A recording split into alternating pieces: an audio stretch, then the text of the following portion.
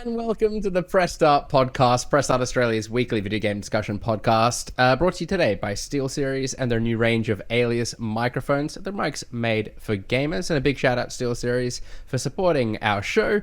I'm your host, Ewan, joined today by my fellow ex-bros, Brodie. Hello. And James. Hi. I don't know about that.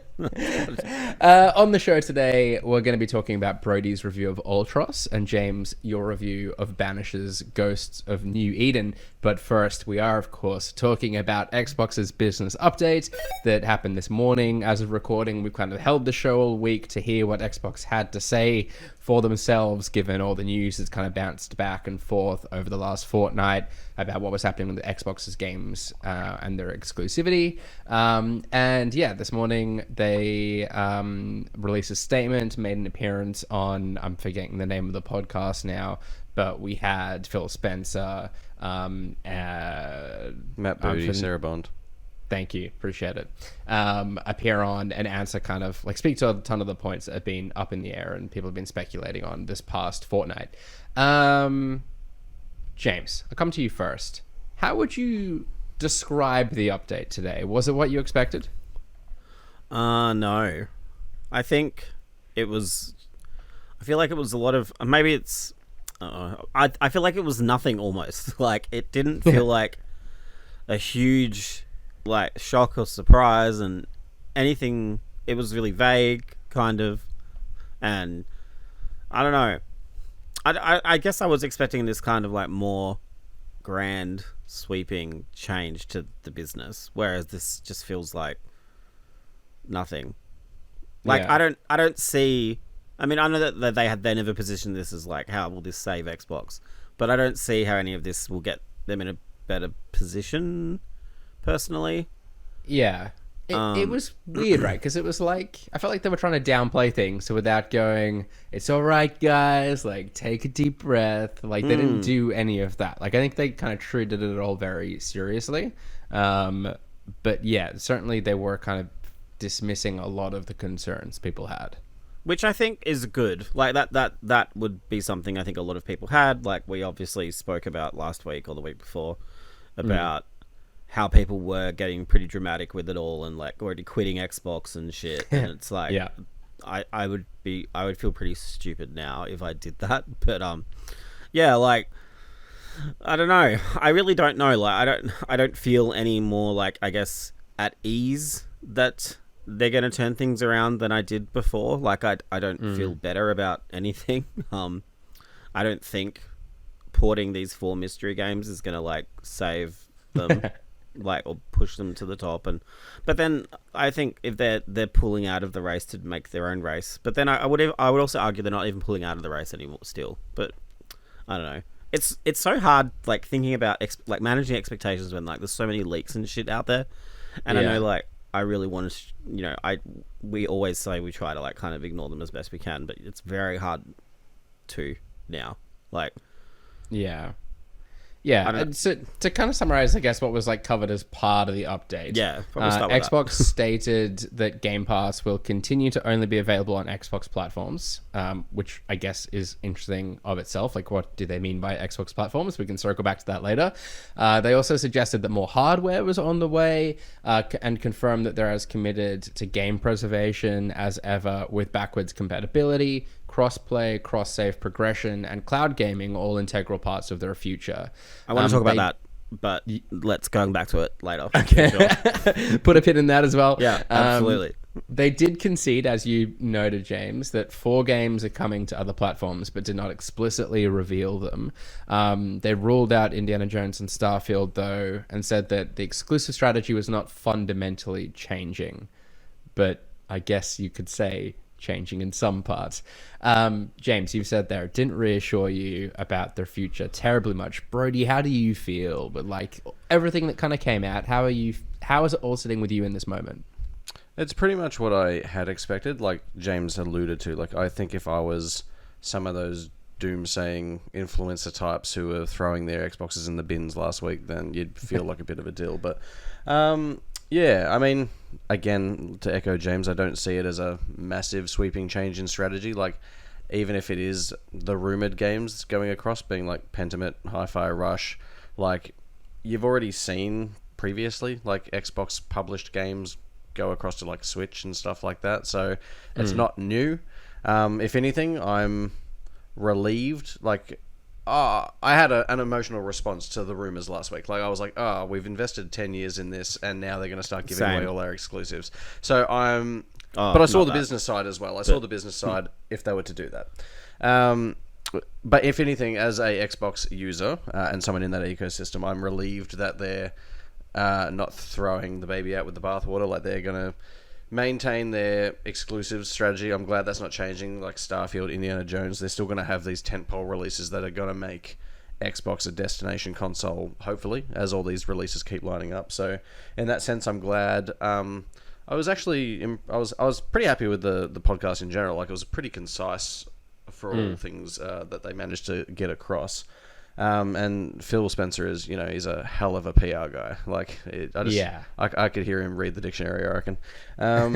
But look, I don't know that I needed reassuring. I guess the fact that, I think there's still going to be value in being a part of the Xbox ecosystem going forward is reassurance enough. But I'm not concerned that 4 games are coming across, especially if they're going to be half live service games, which are going to benefit from more users. Like, at the end of the day, it's just more potentially, revenue in Xbox's coffers to put back into, hardware development and more software. So I can only see it as a good thing.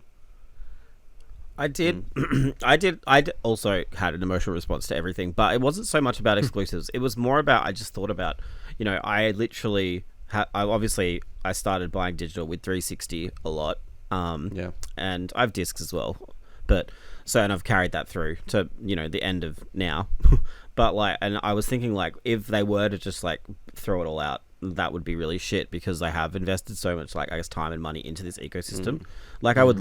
I wouldn't never become a trophy hunter, because it's I just feel like I would never catch up to what I was at on Xbox now. Do you know what I mean? It would kind of change everything for me.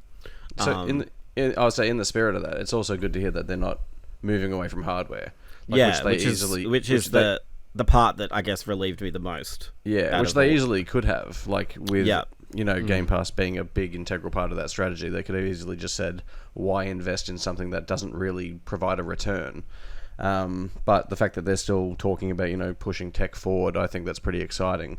The fact that they said that the Xbox they're working on now is going to, be generational in terms of the, leap forward in technology, I think it's pretty cool. So, as an Xbox guy, I guess I'm still excited for what's to come. Obviously a few releases this year and some hardware news, later in the year. I think it's good, yeah. Yeah, I'm curious to see what they do with the Xbox and talking about, as in the hardware, and what the next stage of the hardware is touted to be. We've seen the leaks of that kind of cylindrical, all digital Xbox Series X, which was rumored not to have any power increase at that point. So unless they're not referring to that specifically, and they're maybe talking about, I don't know, a Scorpio type mid-generation refresh of sort, but I don't know. Yeah, it's interesting. Maybe there is a market for a cheaper, because I guess you would assume it would be a little bit cheaper than the current Series X. A cheaper but still premium option. So the new cylindrical. Right, yeah. It's confusing. And the old digital thing. Yep. Yeah, the old digital thing. Presumably there would be a market for that because it's a bit more powerful than the Series S. But say a little bit cheaper perhaps than the Series X. It kind of sits in the middle somewhere. But it's worth clarifying that hasn't been announced. That hasn't been announced. We're just speculating off those things. Hardware was only hinted at, but assuming that is still the case, I don't think that excites me nearly as much as what the next iteration of Xbox looks like, and I kind of do see it becoming a bit more of a premium thing.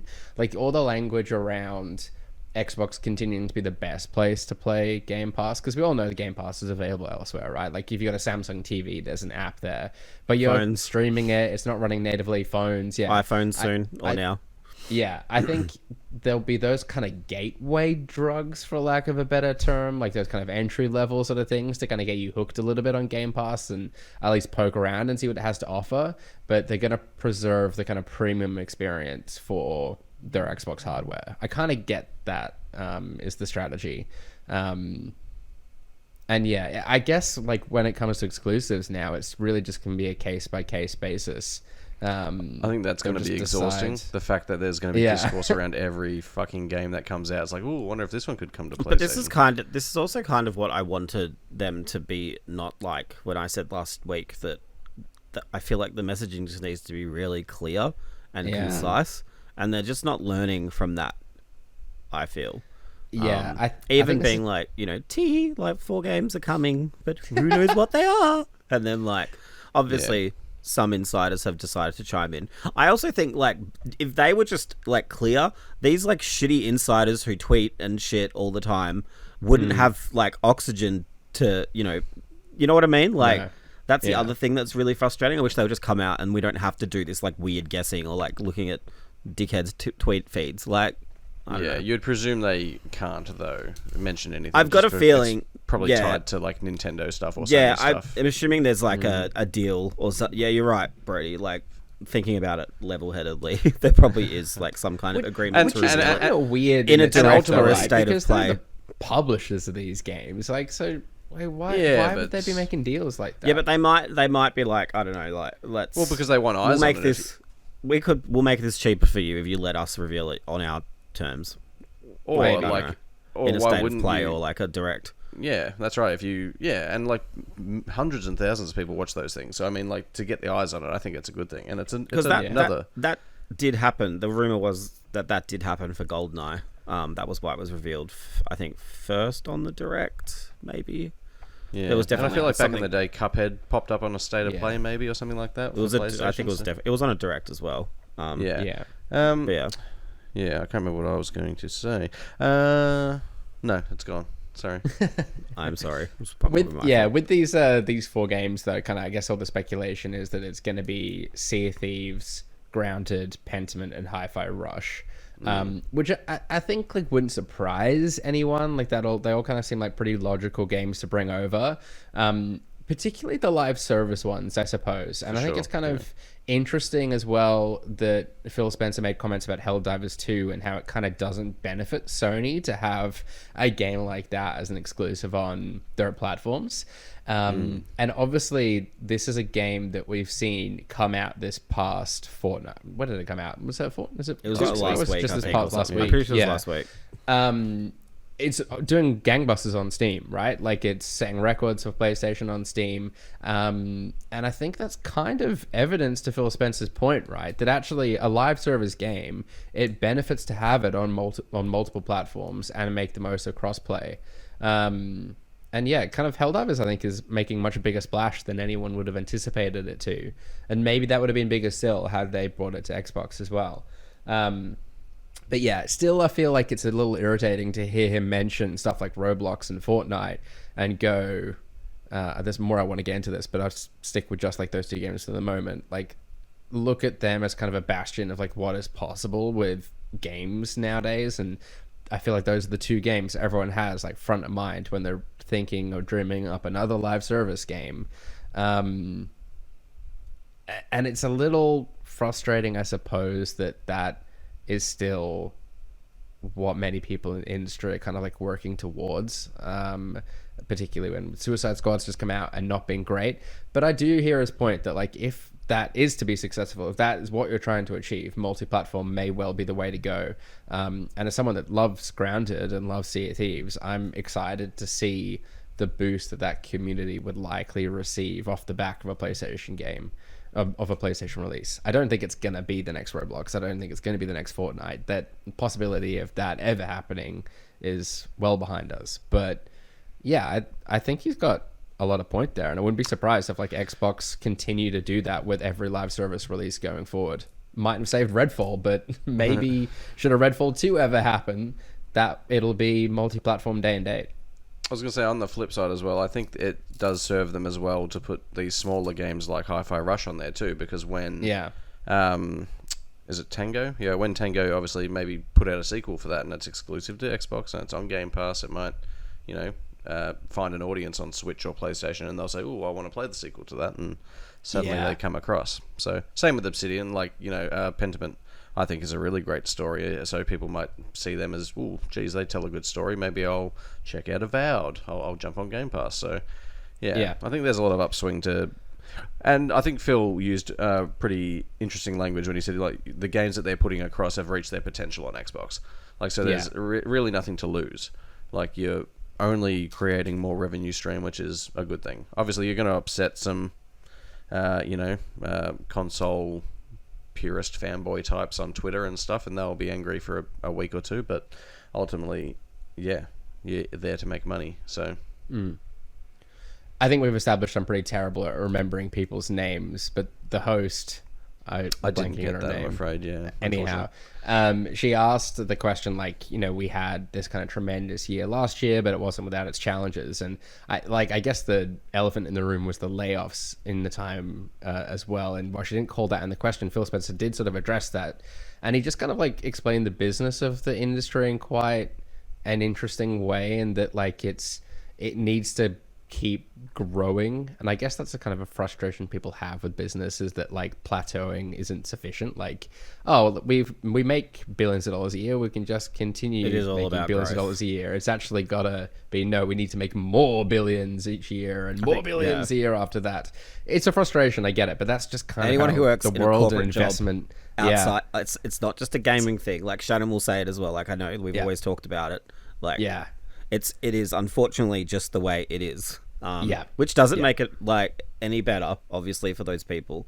But it's the same reason. Like, if you want your wages to keep going up, that only comes about through growth. Like, that's how it works. It is. Anyhow, in the current state of affairs, we can talk about societal change later on another episode, maybe. Spin-off. Yeah, but I thought that was like quite frank, and to your point earlier, Brodie, I think he is like very good at just kind of like plainly and simply explaining things and not shying away from the truth. And I think that really kind of gave a lot of context to all this. It's like they do need to kind of try and reinvent themselves to keep that growth happening. He's very good with transparency, I feel. Whether he's still obfuscating facts, like he gives you the sense that he's almost one of us, like he's a gamer. And he's just... I don't know. I might. I know he's not. Like clearly he's not. Yeah, he's a C-suite suit, but I don't know. He's gonna convince me a bit more still. Nah, I like Phil. Like I do too. I've met him. I've touched him. Like wow. Do you smell good?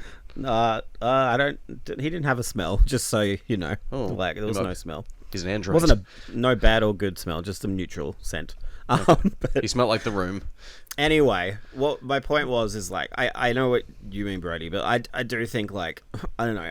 We can only blame so much on say like Don Matrick and stuff for Xbox One, and I still can't believe how much he fucked it up, and it's just not recovered since. But I feel like I don't know. They're still not turning it around. Like I don't know if they're managing their studios like effectively. And I know we just keep saying like one more year, and I'm just like kind of tired of that. So I know what you're saying, but we need to appreciate still though that a lot of these, like even like their early acquisitions were like like Ninja Theory and that in like 2017, 2018. It does these days take 5, 6, 7 years to make a game for some studios. So I think this year and onward, I think we are going to see the fruits. And obviously with Activision under the belt now, like look, it's happening, James. We just got to believe. Yeah, it. I've been doing this dance with you for like 5 years. So longer more than that. Absolutely. We wrote for Xbox almost back in 2007, baby. We've been here. Yeah, absolutely. We go back. Getting close to 2 decades. That's right. But going back to also my other thing is like, I don't know how he can say they're committed to preservation and such when they've closed the backwards compatibility team. And I don't see how. Maybe they're coming back.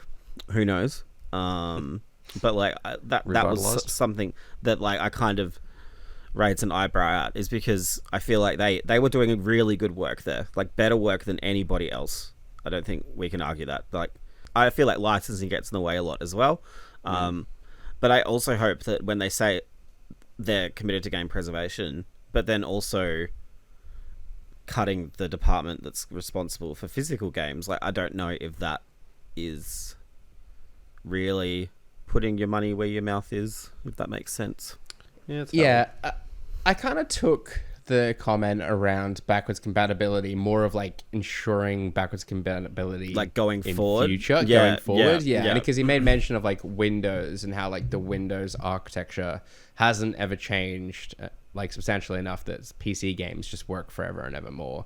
I think that was kind of more like what they were looking to do going forward with Xbox's architecture, is make sure that the games that you can play now on your Series X and S work on every console thereafter. And maybe Game Pass and game streaming kind of helps with that to a degree as well.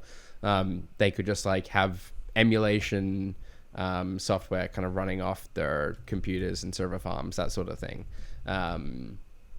But yeah, I think that was maybe more of like a pointed remark towards people concerned they're about to lose all their digital libraries, which is, I think, like being going on tangent, like an interesting thing everyone's grappled with as part of this, right? Like the idea that you've have for decades at this point been building up these digital libraries that could just disappear in the blink of an eye. And all these games that we kind of believe that we've purchased may not be ours to have forevermore. Yeah, a bit of a scary thought, but at least for the time being, it doesn't seem we have to grapple with that reality. Yeah, and either way, Xbox is still streets ahead of, I think, PlayStation and Nintendo as far as all that goes at this current stage. So I think they definitely care in that sense, even if they have laid off everybody responsible for it. Yeah. I mean, Nintendo really have a lot of work to do in terms of... Yeah, I mean, every Nintendo player is just happy to start their library again every time a generation starts. So I would also argue Nintendo people are probably still very physical based. Like, I know they're people, like physical people, but like, I mean, they buy physical games. Like, yeah.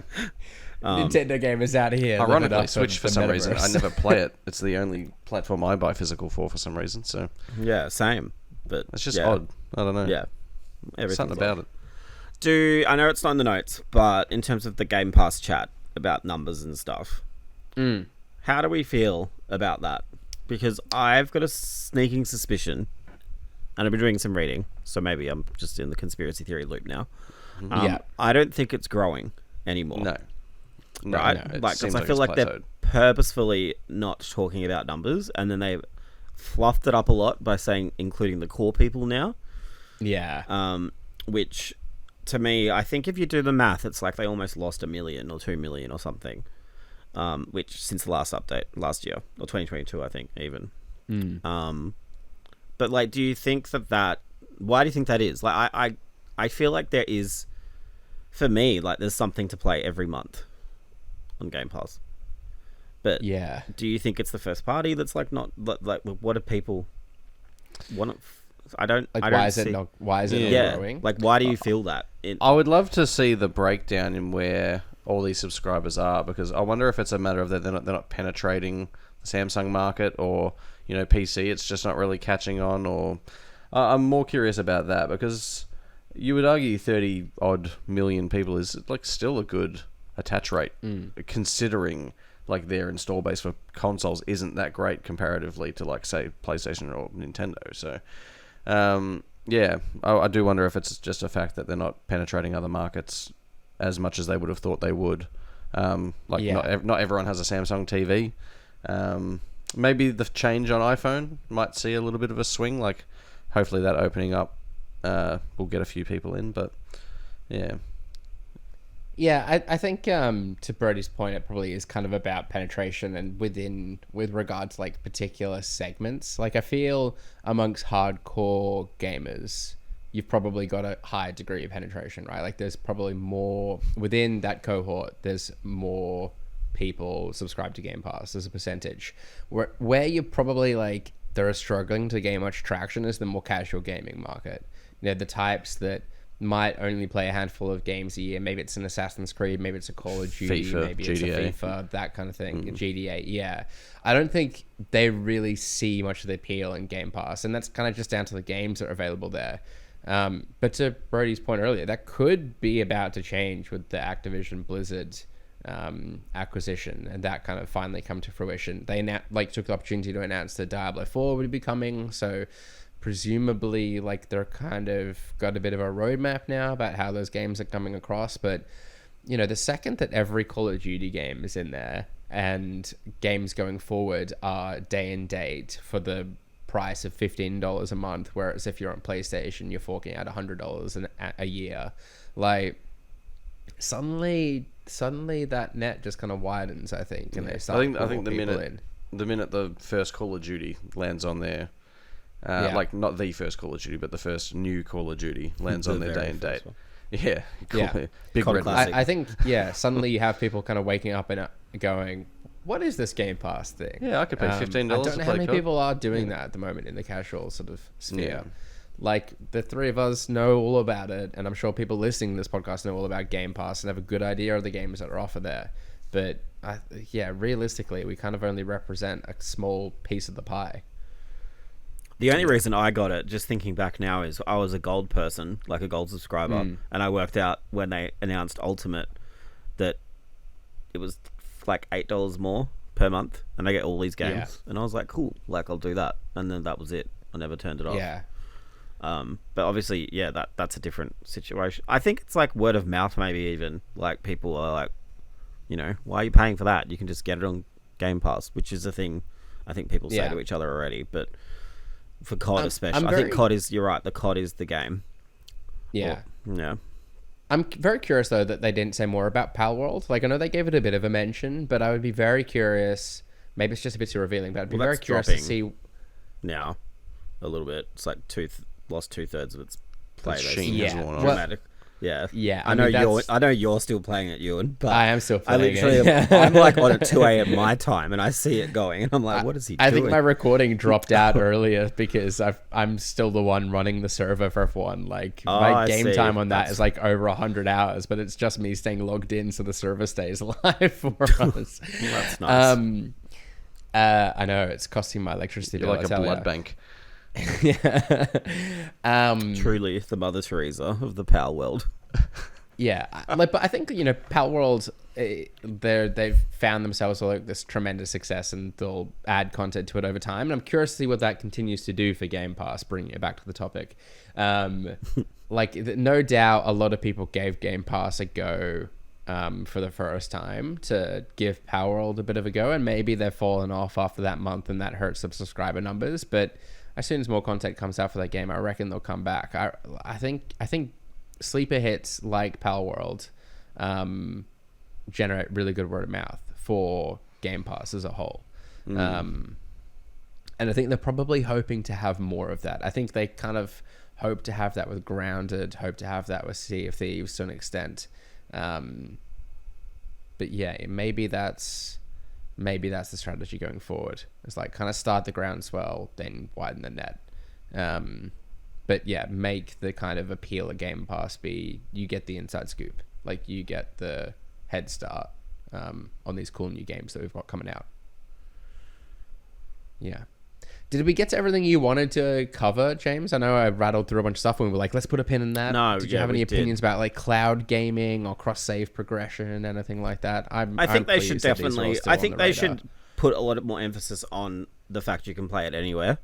I feel like the popularity, I don't know, I feel maybe I'm in an echo chamber, but I feel like the popularity of the PlayStation Portal kind of highlights, you've been able to do that on Xbox for so long, with other devices as well. I feel like that kind of shows how much Xbox isn't really showing that off, which I still feel that way.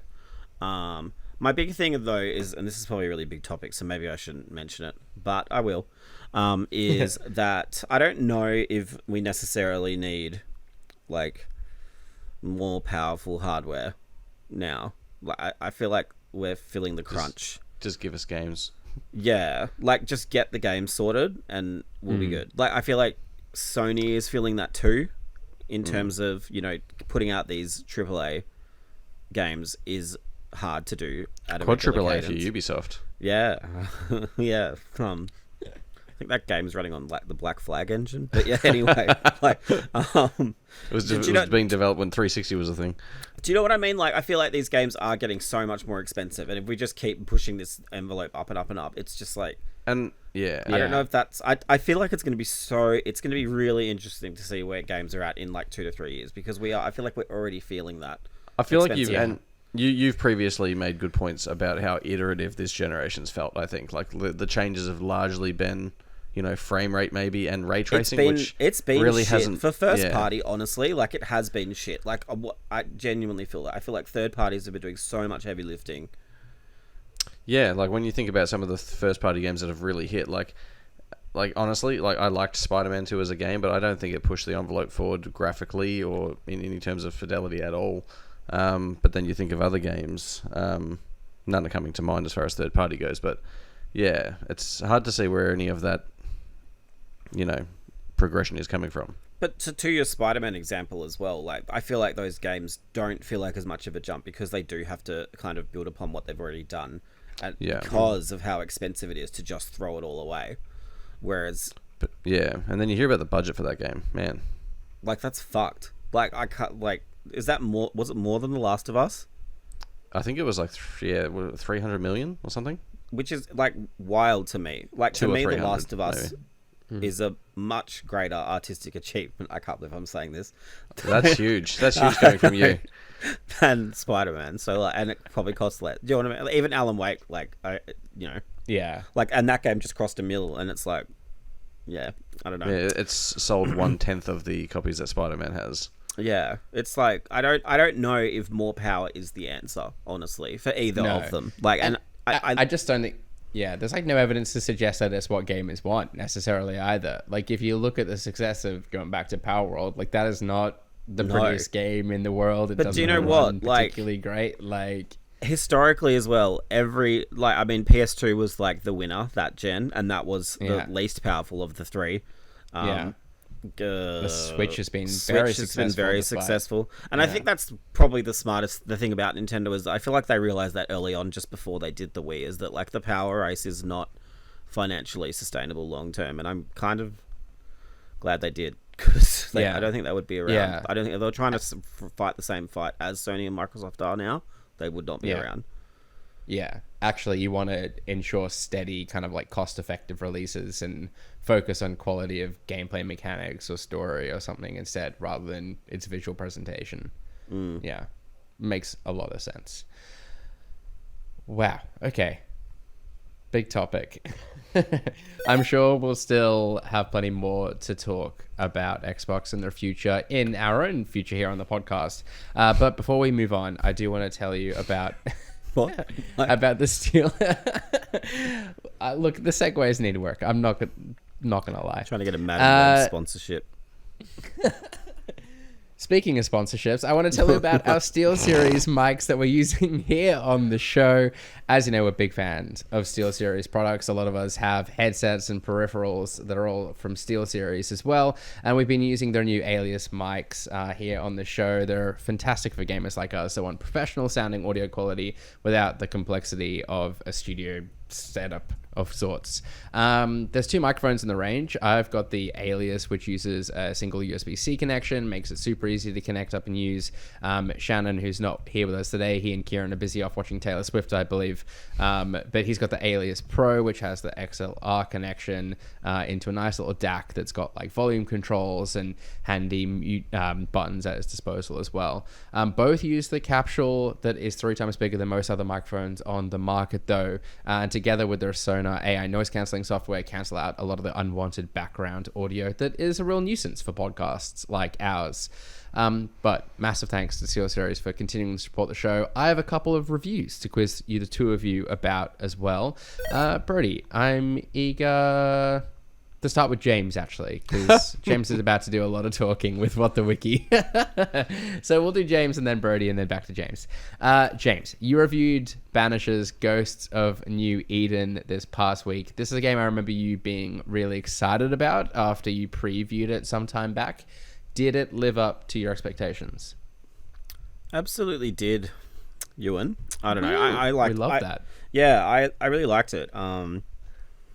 it's like I think when you boil it down to like the fundamentals, like sure, like structurally, it's not revolutionary.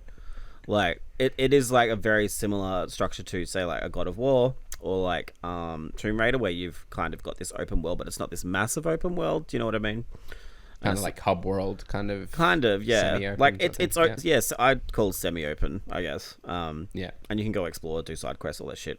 But yeah, it's just a really good single player adventure story game. Like the story is great, the characters are great. They're obviously two lovers in a relationship. One's dead, one's alive. Like their banter and back and forth is really good.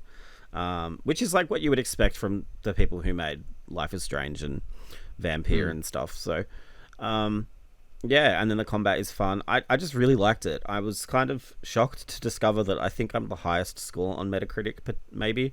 So I obviously really liked it a lot more than others might. But I genuinely did not find much wrong with it. And that's the thing, like we always play, like when you review games, you play in isolation. You don't really talk to other people about them. You don't really get any of that outside opinion.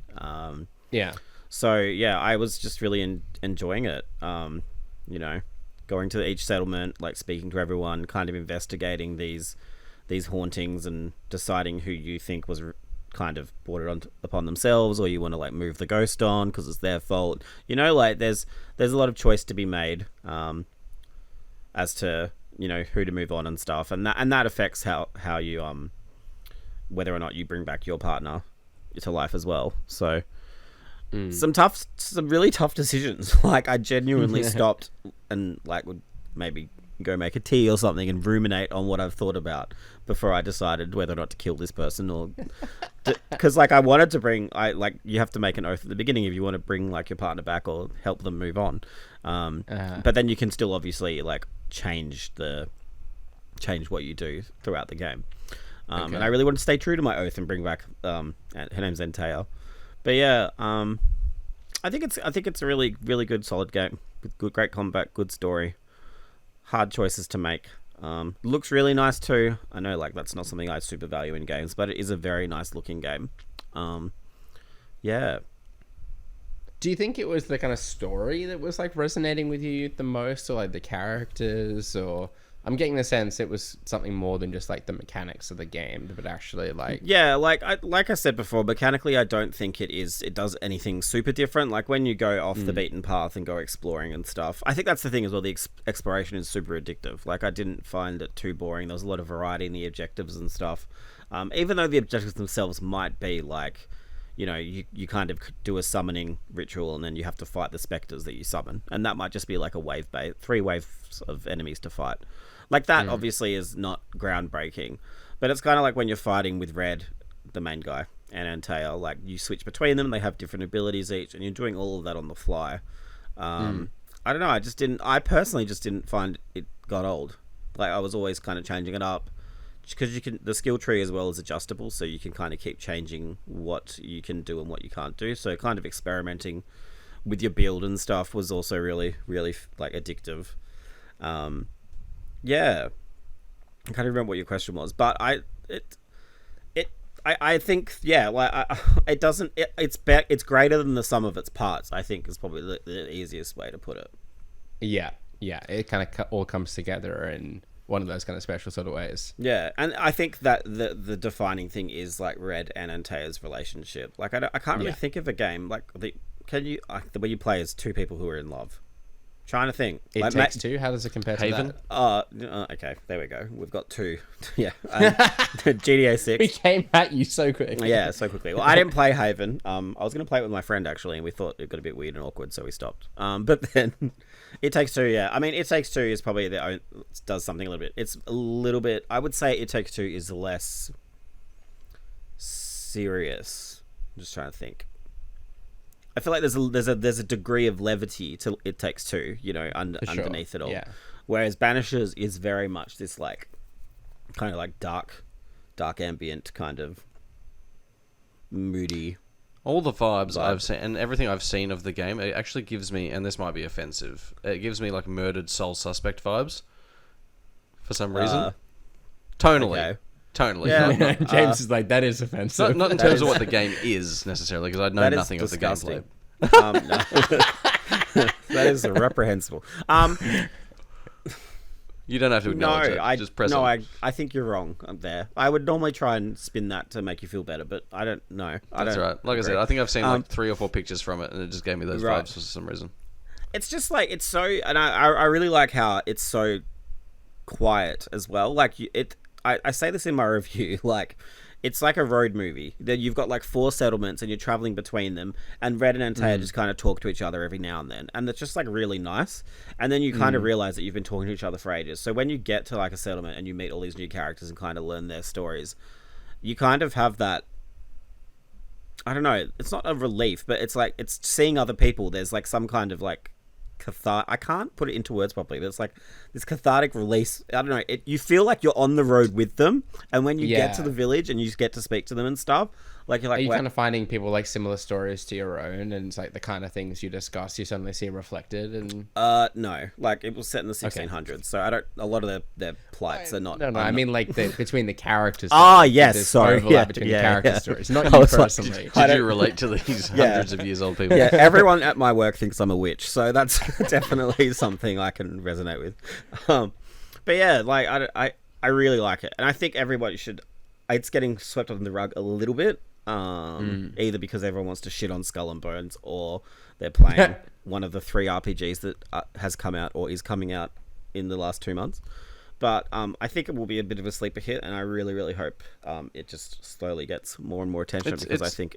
Yeah, I'll say it's early days in 2024, but is it a front runner for James B for Game of the Year? Top 5, I reckon. 5. Yeah. Wow. I think it's going to be a dud year, but top 5 for me at this stage. Put some respect on Hellblade.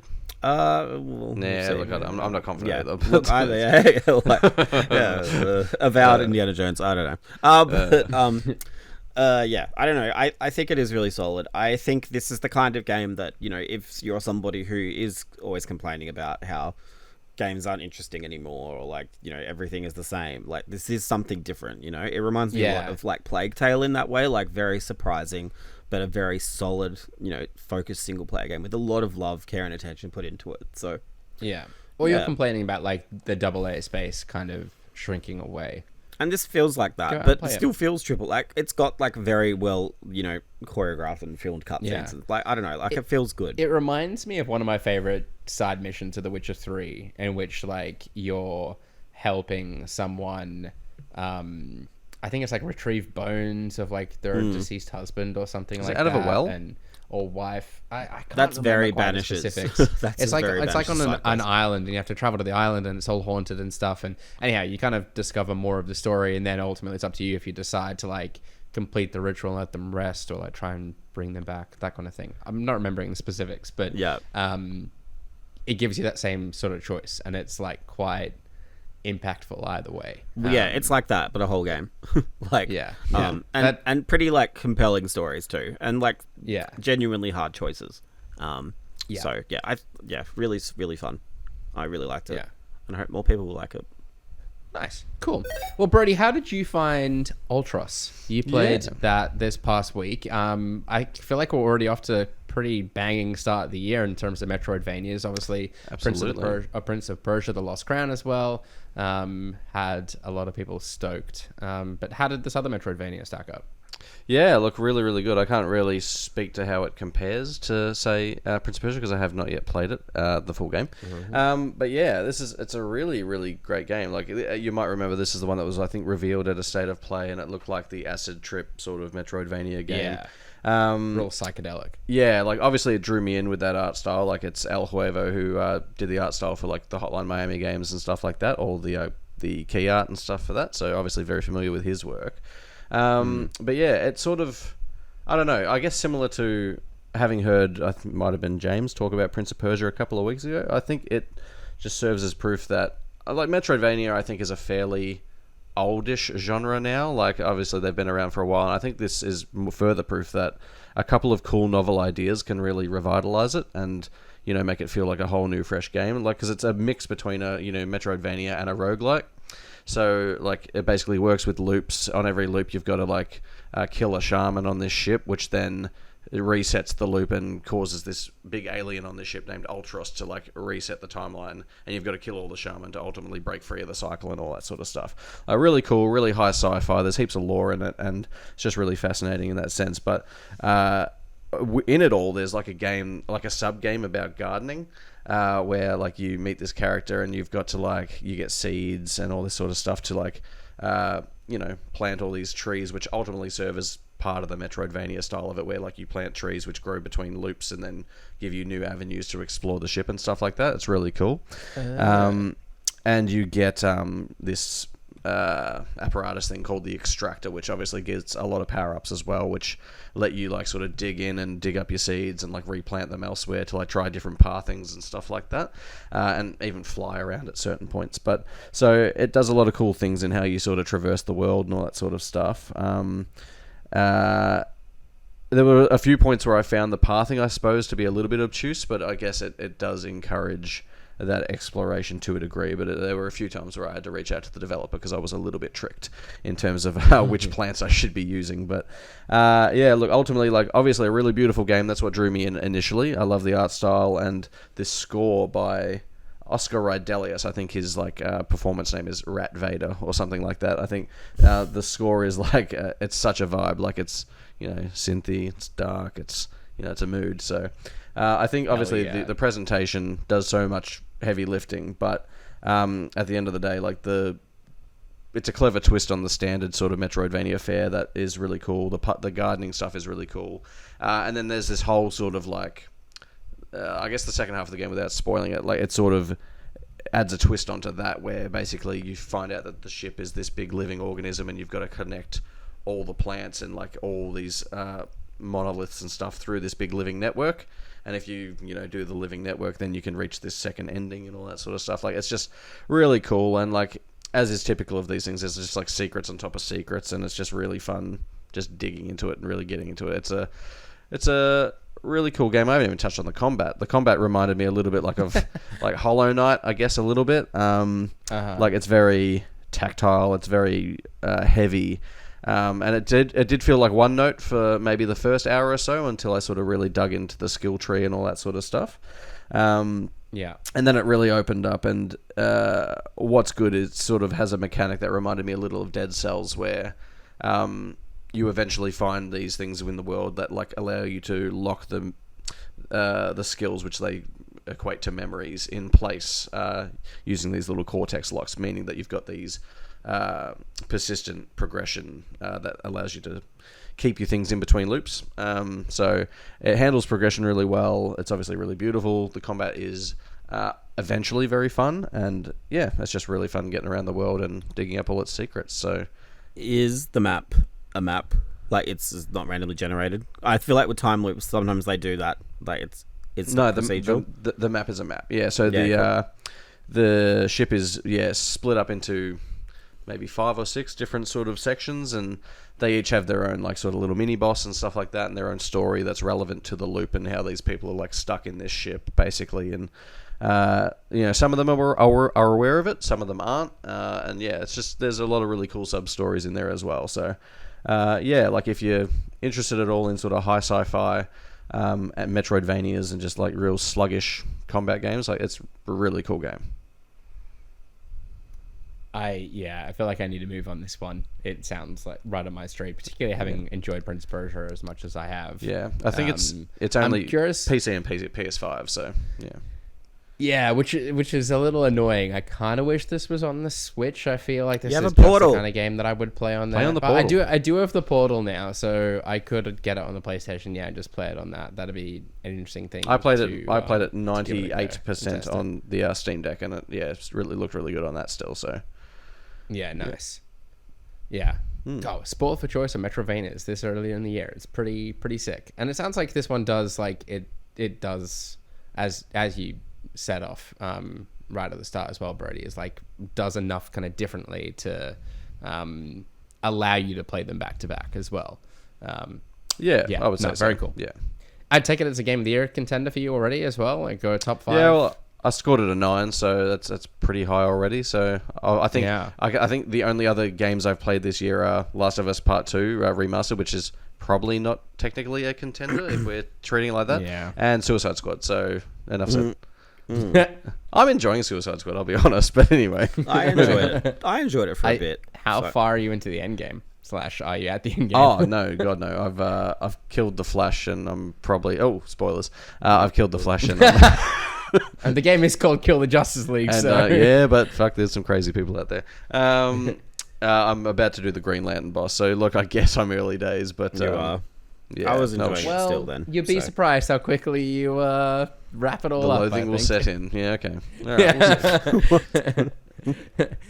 I do have a rapid fire question for you both, though, before we play What the Wiki. A financial update for PlayStation revealed that they believe the PS5 to be in the latter half of its life cycle. I guess we kind of actually brought this up a little bit in the Xbox conversation at the show, but are you ready for another console generation, No. James? No? Brodie? I'm always happy to make bad financial decisions, so yeah, bring it on. Like, I'll buy one, but I don't need it. Like, I don't... No. Yeah. Ultimately, Yeah. I'm satisfied in the technology I have. As we said, we don't see it pushing forward in any dramatic way, but this is rapid fire, so enough said. Yeah, I'm not in any rush either. What the Wiki is the Press Start podcast's game show where the previous week's winner reads part of a Wikipedia page from an unknown game, and we, the contestants, must guess the game. A point is awarded for each correct guess, with the round concluding after someone's bagged themselves 2 points. James, you actually clean swept. I didn't realize last James week, was running if I'm- away with this year already. This is getting out of control. it's kind of scary. James Guys, is I'm way away in for the a lead whole with- month. Oh, that's That's true. like... I keep forgetting that. Thank God for that. There's yeah. a chance. Yeah. It's the only reason James I booked the trip, to give everyone a chance. Yeah, that's Thank the God. handicap. Yeah. James is allowed like one holiday every year. It's gonna just be like as a the handicap. Yeah. James, you're currently on 8 points, way in the lead. Brodie, Shannon, Kieran all tied on 3 points, and I'm bringing up the rear on 2 points. Desperately hoping for some points today, but James, a I'm sweep. beholden to you. You are the host. Take it away. Cool. needs a These sweep. are donated by a mysterious benefactor. Is it Sam again? Ooh. Oh, you'll see. It'll... God damn Was it. it Phil Spencer? He's not in the habit of Yeah, I revealing messaged. games. I hit him up and texted him. Yeah, Phil, we remember this WhatsApp. photo we we WhatsApp had? regularly. Okay. The game, known in Japan as Power Smash, is a 1999 arcade game created by Sega. The player competes through tournaments in an arcade mode. It was ported to Dreamcast in 2000 and to PC in 2002. A Game Boy Advance version was also released in 2002, followed by an N-Gage version in 2003. For the home console market, the game was expanded with the introduction of the campaign mode. This was a shit Wikipedia article, I just want to say, so I apologize. The game was developed by Sega, and the producer wanted to create a game that appealed to broad demographics of players, taking note of the large number of one-on-one fighting games that proliferated throughout Japanese arcades. She also wished to replicate the critical and commercial success of Sega's Sega's soccer title, Virtua Striker, which was directed by Brodie. someone... Yes, Brodie. Is it Virtua Fighter? It's not. Oh. The producer began playing a game that could serve as both a fun, casual experience and a competitive, hardcore experience for people to play with friends and families in arcades and at home. Her initial proposal, a basketball game, was rejected, but her alternative proposal, a tennis game, was accepted. Is However, it paragraph over? Yeah. Brody. Yes. Is it Virtua Tennis? It is Virtua Tennis. Congratulations. Interesting history, but yes. Wow. Yeah. I was still very much in the mindset that we were trying to guess a fighting game of some sort. Well, no, she was inspired by a fighting game. So, Okay. Power all right. Smash, that made me think, yeah, but that really makes sense as a tennis name now that I think about it. Yeah, yeah. okay, let's Wow, go. cool. Brodie won. Let's go. The game is a platform game viewed from the third-person perspective. Players traverse several different environments to advance through the game. For most of the game, players control a boy tasked with pursuing and capturing a certain animal across time, preventing them from rewriting history. Players use various gadgets to pursue and capture them, such as Brodie. the Stun Club. Yes, Brodie. Is this Ape Escape? It is Ape Escape. Was it Shannon? It is. It was Shannon. You just done a Shannon was- round. it was on literally- the week he's not on. He messaged me from the stalls, Taylor Swift. So, yes, it was the Shannon round. Oh, so Shannon supplied the He game. was the Yeah. mysterious All right. benefactor. I As thought soon the as I wiki started wasn't thinking on about it, I you. was like, tennis. That's a Shannon game. I should have clued into that sooner. Can we do his other game for fun? I just closed it, but sure, let's quickly pull it back up. I just want to know how his mind works. Yeah. All right. Well, the scoring is settled. You clean swept that, Brodie. So you got yourself the bonus point. Shot up to 6 points. Thank goodness. Huge. Okay. Huge. Here we go. The game God. once again sees players control the main character as they travel through several levels set in Victorian-era London. Along with returning weapons and equipment such as swords and shields, the main character can now obtain much more modern weaponry. The game also adds a new feature that allows the player to select 2 weapons that they can toggle between in real time. In the middle of the game, the main character unlocks the ability to place his head on a zombified Brodie. hand. Yep. Brodie. I was going to say, is it medieval? No. But close. Ewan, is it Medieval 2? It is Medieval 2. Ewan got the nothing point. Congrats. Yeah. I got the participation award. Yeah. Oh, shit, you even said it was like the previous game. God I damn it. did. Yeah. Yeah, well. Anyway, With that, let's done. bring an end to what was this week's episode of the Press Start podcast. Once again, brought to you today by SteelSeries and their new range of Alias microphones. Subscribe to us on Listener or the podcast service of your choice. Follow us at press.au and visit the site at pressstart.com.au. We've been joined today by Brodie. Thank you. You can follow me on most things at Brodie_DG. And our other ex-bro, James. Thanks. You can follow me on X at James ATJMZ. Follow me on Xbros. Oh Yeah. yeah. Yeah. Anyway, whatever. And I've been your host, Ewan Roxburgh. You can follow me on socials at Ewan_Roxburgh. Thanks again for tuning in. And until next time, happy gaming. Bye. Bye.